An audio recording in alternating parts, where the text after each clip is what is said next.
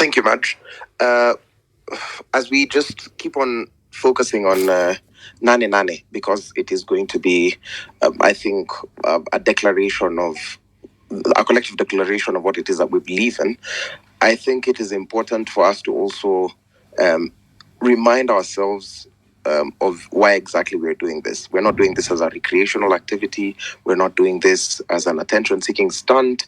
We're not doing this because other countries are doing it. We're doing it because we feel like enough is enough in this country. We've seen that there's a systemic rot, and it's a system that needs to be overhauled.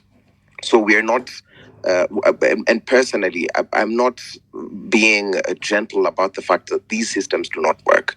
It's not about installing people or instituting people in offices that do not work, in offices.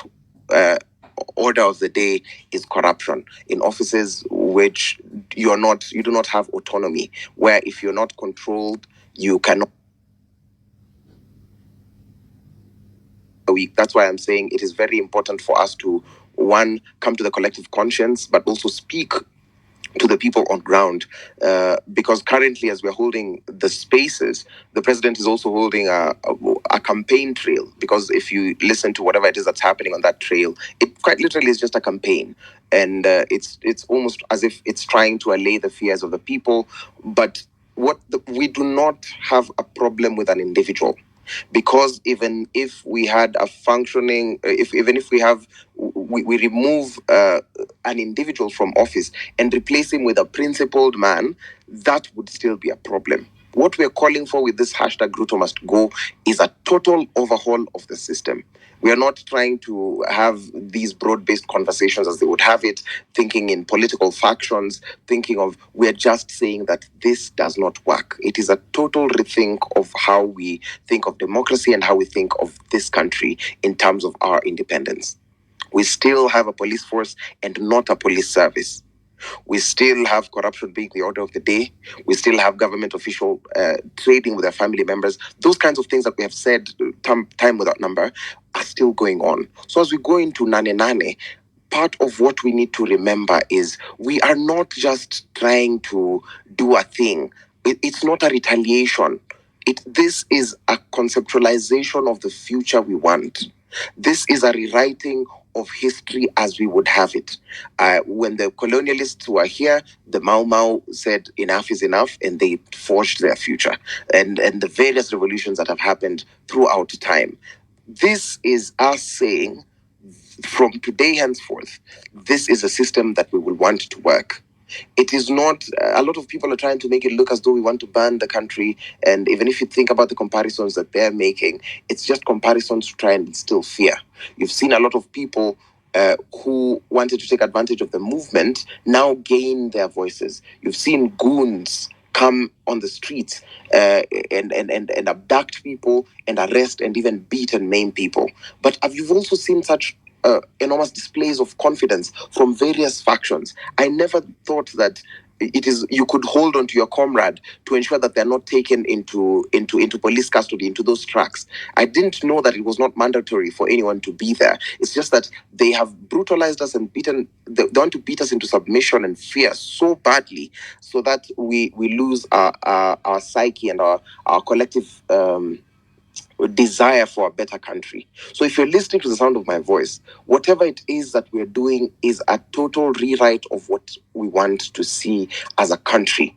And I'm urging you not to give up. I'm urging you not to be afraid. I'm urging you not to feel discouraged because you're seeing that it seems as though some people are winning. Nobody is winning. We are saving this government from itself.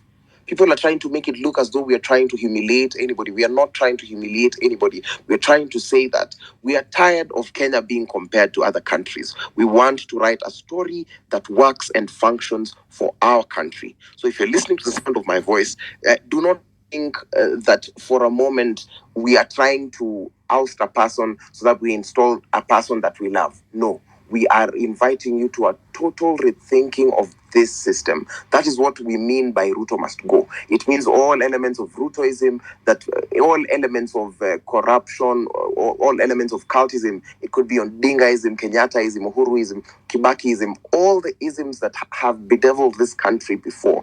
Those are the things we're saying We want to reimagine. So nobody has monopoly over the answer to the question, what next? What next will depend with what you decide to do from today.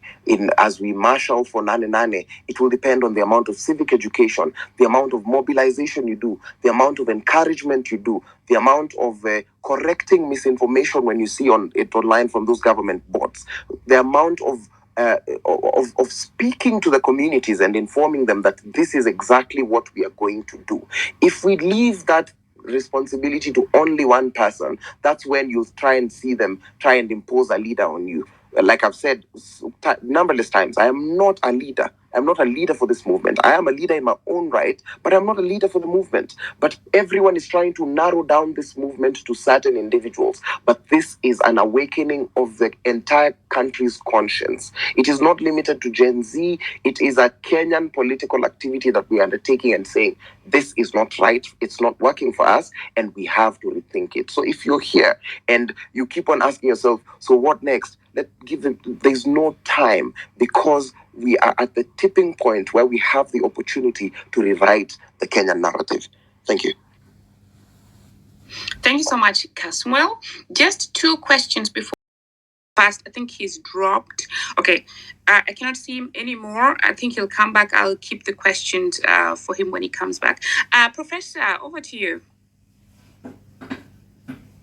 Professor Kibwana? Oh, Kasmuel is back. Okay, Kasmuel, you dropped. But the question is, now I've had what you said, I've had the points that you have really communicated. So now I'm just flipping it a little bit. So I want now your perception. What's your perception about how the other, especially the older generation, perceive what you say? Yesterday or the days ago, I was taught that I had a Gen Z come on a space and say Gen Z now means generation zote. Yeah. But again, back to you. Do you feel understood? One. Two, what would be the 10 things saying now you can use? Let's say just use Marge. Marge, I expect A, B, C, least even 5. Back to you. Thank you much. I think the psyche of the people understand whatever the psyche of the movement is. It's just that it is out of the ordinary. When people hear change is going to come, we usually feel that change is driven by one person. We usually feel like though change is driven by one political party. And that is what has always been happening. We have always been in a situation of a false dilemma in this country. But this is a time where we're saying that, yes, you people are clamoring and saying that you're making the changes. But it seems as though we are rejecting everything. And when people look at it, they say these people are ungrateful and whatnot. It's because people are forced into a false dilemma. Based on the people I have met, based on the conversations I have had with people on the ground in terms of civic education, because I believe this thing we have to do it everywhere, on the front of the protests, in the media, and more importantly, in the communities. The people are slowly trying to starting to understand whatever it is that we are about. And part of that, it gives me so much hope.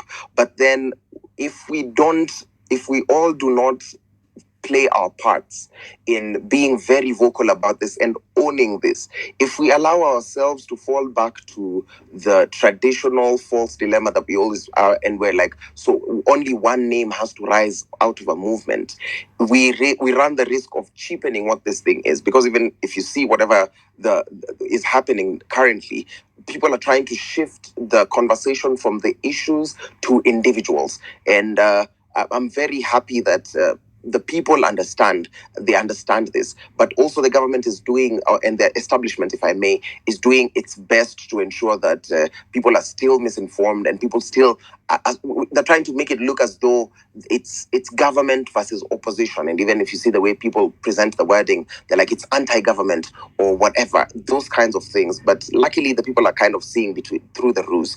It's still work in progress that needs to be done, and it's a change that's going to come either way, because the young people who are leaderless, tribeless, fearless, understand what this cause is about. And I know that we will bring about and midwife this change. 2, on agenda, I think it is very clear that we want a Kenya that works for all of us.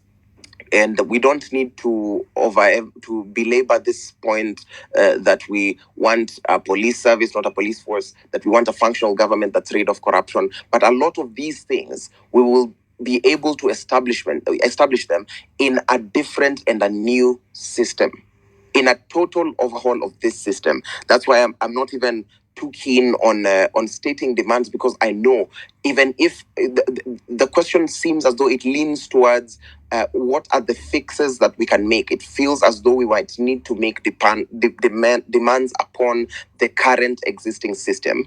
And we're saying that system does not work because it is laden with corrupt officials, and the corruption is rooted, it goes so deep that for us to deal with it, if we were to think about just sentencing a few people, getting a few heads rolling, we will still be in the same position in 3 years. We will still be in facing these same challenges. So a lot of it is in thinking about what does a new Kenya look like. We know that in the root, at the very, very base of the root, we have a problem with corruption. We have a problem with individuals acting as states and auctioning our future. We have a problem with bad governance and lack of accountability. These 4 things explain all the problems, all the lists which we could talk about.